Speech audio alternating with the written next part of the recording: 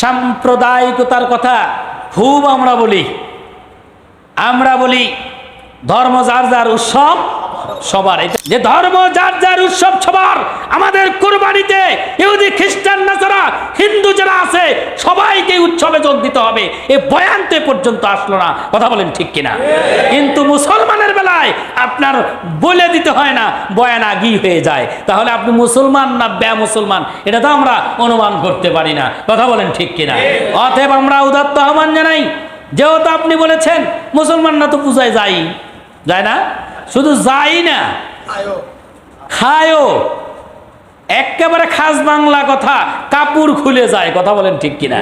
ওখানে বেপর্দা হয়ে নারী পুরুষেরা ওখানে যায় নাচানাচি পর্যন্ত করে। কথা বলেন ঠিক কিনা? এই জন্য আমার ভাইয়েরা, তাহলে পূজায় যাওয়ার জন্য এত উৎসাহ উদ্দীপনা আপনি দিতে পারেন, আর আমাদের কুরবানিতে আসার জন্য একটু উৎসাহ দিবেন না? দেন। যারা নেতা আছেন, যারা সমাজের বড় বড় যারা এগুলো বলে বেড়ান, তাদের দায়িত্ব এটা করেন, ওনারা আসুক, গোস্ত খায় আমাদের সাথে। কি বলেন?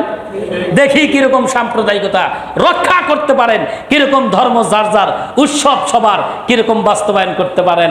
আমি একটু দেখতে চাই, আপনারাও তো দেখতে চান। কি বলেন? আমার ভাইয়েরা, কথা বললে হিসাব করে বলতে হবে।